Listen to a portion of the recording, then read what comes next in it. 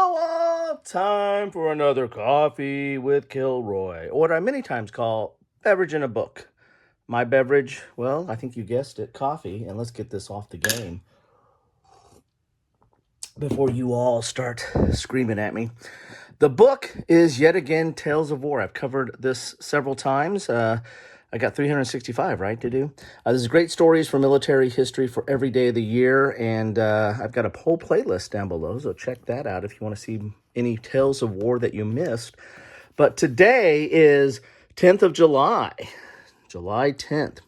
On July 10th, 1940, on this morning, 70 German bombers and fighter escorts took off from airfields in France and Belgium to attack a convoy in the English Channel. So began the contest of air forces known as the Battle of Britain. Hitler and his Air Force commander, Reichsmarshal Hermann Göring, thought it would be a quick and easy knockout punch, 4 days to destroy the Royal Air Force, and then on to Act 2, Operation Sea Lion, the invasion of Great Britain. Invasion barges were being collected in the coastal ports of France and the Low Countries. Indeed, the Germans had a good reason to be optimistic, for in the last 10 months, the Wehrmacht had conquered Poland, Denmark, Norway, Holland, Belgium, and France. Only a month before, at Dunkirk, it had kicked the British army out of Europe. As for the Luftwaffe itself, while the toll on its resources from the French campaign had been heavy, it was well bloodied, and its morale was high, and the fighter aircraft, it outnumbered the RAF. In this analysis, however, there were some factors the German High Command did not. Interesting language. Perhaps at the time could not take into account. One was that the Luftwaffe's successes had been gained in support of ground operations that had never carried out strategic air command campaign. Then there was the matter of the British technology. Outnumbered as it might be in planes and pilots, the RAF had developed a radar-based air defense system far more comprehensive than anything the Luftwaffe had ever encountered. Finally, there was the quality of the pilots of the RAF Fighter Command, who would be scrambling in their Spitfires and Hurricanes to meet the invaders. The German offensive began with daylight bombing attacks on coastal targets such as ports, convoys, and aircraft factories. The object was to lure the RAF fighters out of the channel, over the channel where the German fighters could shoot them down in sufficient numbers to establish command of the air. When in early August it became clear this strategy was not working, Göring gave new targeting orders: fly further inland to hit RAF airfields, radar stations, control centers, and depots. The second phase, a battle of attrition fought between the two air forces at an absolutely furious pace, came near at times to putting the RAF out of business. German losses, however, were also very heavy. In early September, just when it appeared that the Luftwaffe, if it persisted, might be close to achieving air superiority, Hitler gave orders to switch the main effort from airfields and radar stations to the city of London as a quicker way of bringing the British to their knees. The destruction and loss of life from these city raids was frightful, but British morale did not crumble. Moreover, the new order simplified fighter command task by giving it a chance to concentrate its forces in the defense of the new German objective. Coffee. You got to drink coffee every time I mess something up. Or drink whatever you have, right? I mean, you can turn this into a drinking game and might not be able to get through my whole reading. When on 15th September, a large German raid over London lost 56 aircraft, it was apparent that the RAF was still very much in business. There would be no knockout punch. Luftwaffe losses began to increase. By the end of the month, it switched from daylight to night raids. On 12 October, Operation Sea Lion, already postponed several times, was canceled. Overall losses by the end of October were 1,733 German planes shot down against 915 British. As the year drew to a close, it became clear that the battle was won. The invasion barges were put away. Hitler, defeated for the first time, turned his gaze eastward, and Churchill, addressing the House of Commons, said the RAF Fighter Command, never in the field of human conflict, was so much owed by so many to so few. So there is the Battle of Britain, starting on the 10th of July. And what games do I have for us today? Well, I have several games that cover the Battle of Britain. and they cover it in different perspectives. And I'm going to start with, kind of at the highest level, and then we're going to go in for a dive bomb, right? So at the highest level is Eagle Day. It's somewhat abstract. This is a folio game from, or a mini folio game from Decision Games. And I've covered that. I'll put links to that in the description down below. But I've covered this before and have actually done after action on this as well. A relatively simple game, gives you kind of an overall feel, but a feel for the conflict, but at a very high level. Next is a classic and a very detailed simulation of the entire Battle of Britain, and that's RAF. It's a classic game. It's been redone by different publishers, but it's originally done. The original designer, of course, is John Butterfield, who excels at solitaire games, and this is a solitaire game. And it covers the entire conflict. This is a West End Games version. I've also covered this before, and I will put a link to that into the description. It has complexity at 5. I put this complexity a little bit more because there's a lot going on here, and this is, a game from, I believe, early 80s is when this might have been first published, late 70s or early 80s, maybe mid 80s. But, definitely a great game, but does have a little bit going on with it. This is the West End version. Again, there's been other versions of it published, but that covers the entire campaign at kind of a strategic level. Both these games do.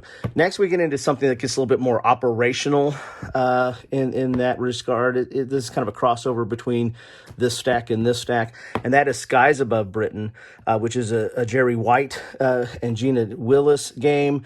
Published by GMT, and is very, very procedural. As you can see, the art is excellent on this.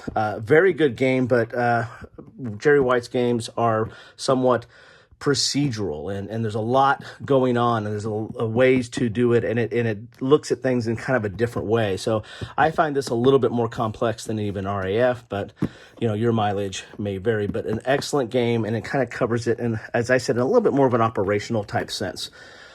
Next up on my list is Stuka Leader, which is very much an operational type game where you're running different flights of pilots over the course of an operation.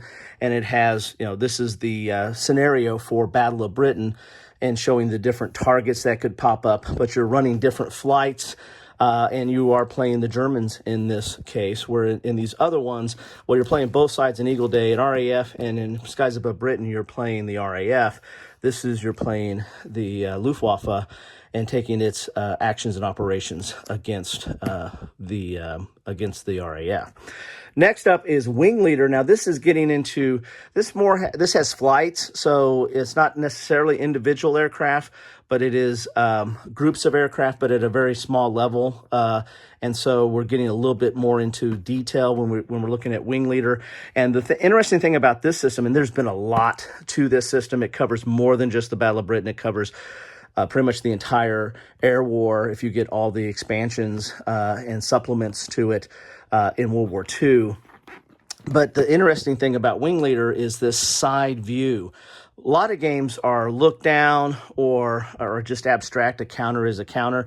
This takes a look at the conflict from a side view.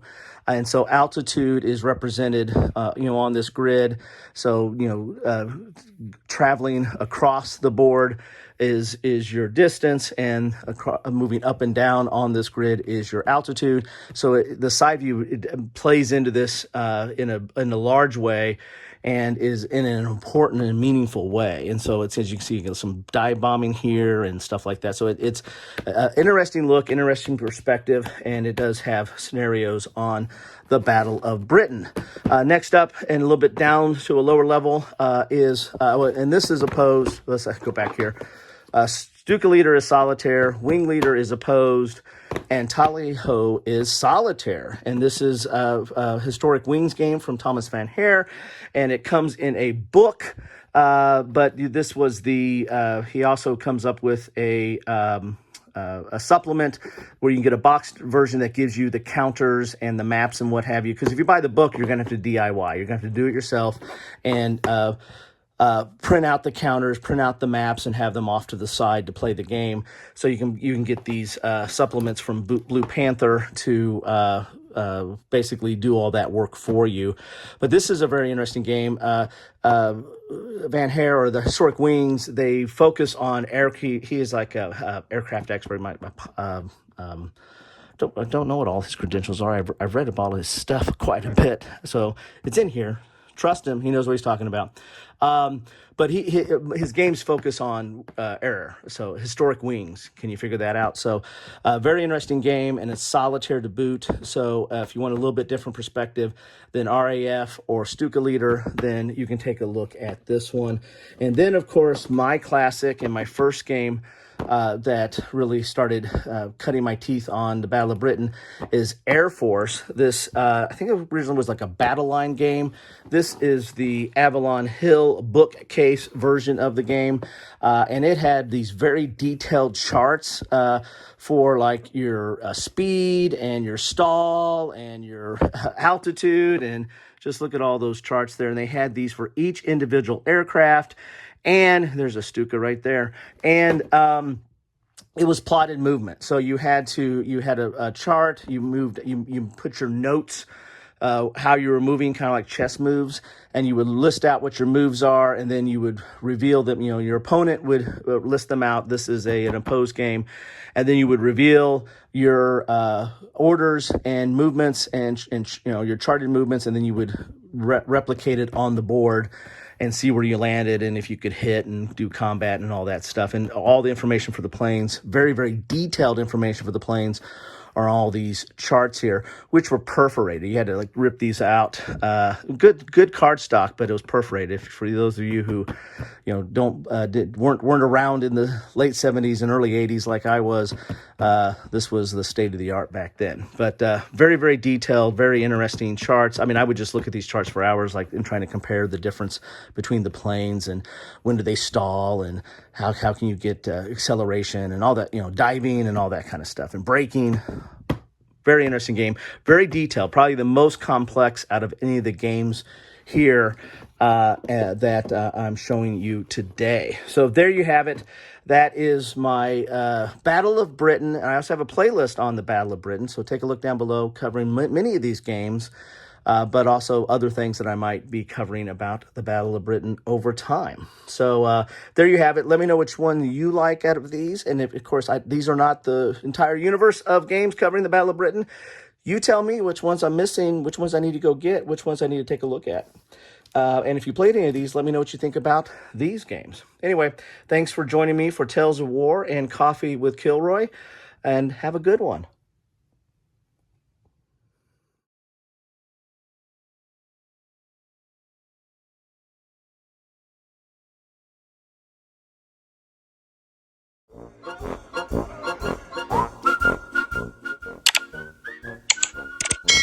Thanks for watching.